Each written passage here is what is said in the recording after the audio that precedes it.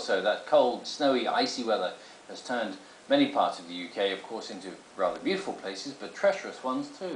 So just take a look at these pictures taken earlier this week. This woman is lying on the ice trying to rescue her dog, but she soon needs rescuing herself. Yeah, the ice gave way and she was left fighting for her life, trying to stay afloat in the freezing water. She was rescued in the end, fortunately, by her partner, who manages to use, in fact, a dog lead to get her to safety, and in the end they also got the dog out unscathed too.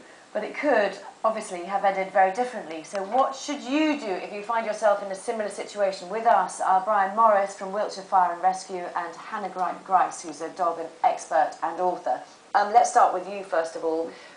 What's your sort of thoughts when you see pictures like that? Fortunately, it ended with the woman saved, and that was obviously a very relieving outcome. But the problem is this can so quickly turn into a tragedy, and people tend to act very impulsively when they're faced with this situation, and don't always look at the dangers that they're putting themselves into and think about the consequences. So, you know, we do find at the moment, particularly pets going onto the ice is drawing people to do this, and obviously our message is, you know, under no circumstances commit yourself to the ice to perform any rescues. The thing is, Hannah, it's almost instinctive for many dog owners to want to rescue their pets because they're terribly close to them. Absolutely. For many pet owners, their dog is a very much loved, valued member of their family. So if you're out and about and your dog gets into this situation, it's very hard to tell owners, you know, take a common sense approach, because that goes out the window when they're seeing their beloved pet struggling in these icy waters. These situations can be avoided if we take precautions. Firstly, keep the dog on the lead and avoid walking in these icy areas in the first place. And if your dog does go in, you know, as you say, your instinct is to go and help, isn't it? So what should you do? Well, the first thing you have to do is to call the emergency services, because the only way to have a successful, safe rescue out of the ice is to get specialist teams there as quickly as possible that have the appropriate training, the appropriate equipment and protective clothing. Even in those situations, with our equipment and training, they still pose very challenging rescues and very dangerous even for us as well. So to call the 999, call the fire service. We are the primary ice rescue emergency service, and those few minutes to give clear instructions and information to assist us to get to that incident. Will you get there quickly enough, though? Well, of course, this is where, you know, lakes can be huge, and there can be many access points. They're quite often way out in the middle of nowhere, so the information that we get from the caller is absolutely crucial, and minutes spent early on giving us directions using landmarks and instructions will save multiples of that time, getting us there as quickly as possible, and that's where it's crucial. You were talking about avoidance there a little bit earlier, saying, well, don't take the, you know, have the dog on the lead. What other kind of things should be?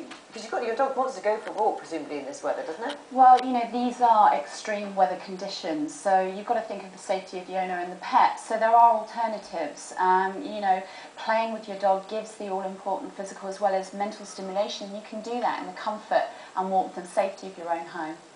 Bryan, we were talking about dogs in this instance. I mean, if it's a child going through the ice, it's a very different matter, though, isn't it? Well, of course, you could argue for a little bit far more pressure, but you know, the message remains the same. The situation is very dangerous and can escalate into an even more difficult rescue attempt. The more people there are in that situation, obviously the more complex it's going to be. The message is the same: keep away from the ice, call 999. And get the information to us as quickly as possible. There are other things you can do in that situation to assist. A lot of lakes in public areas that are popular with walkers will have flotation rings.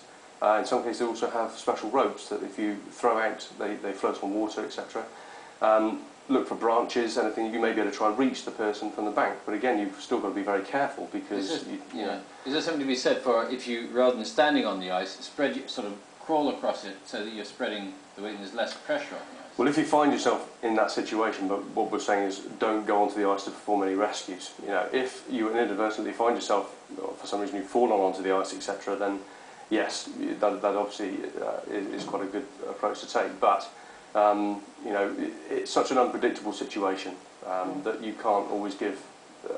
You know, the only advice we can give for certainty is don't go on the ice to perform rescues. Just really quickly, Bryan, as well, presumably you do, as the fire service, take this seriously, because Absolutely. if a dog goes in, then a person goes in, so therefore you will come out. Oh yes, yes. I mean, and we have been called out and will rescue pets. You know, so we have a variety of different methods that we use, and we adapt to the circumstances that we're faced with, weigh up the urgency and the severity of the situation, but we will perform the rescues. And if your dog's properly trained, of course, Hanne, you can keep it off the ice anyway. Absolutely, good recall, important. I'd say stay home, stay warm, be safe, play with your dog. I love that. All right, thank you. Thank you. Thank you. Thank you. Tony,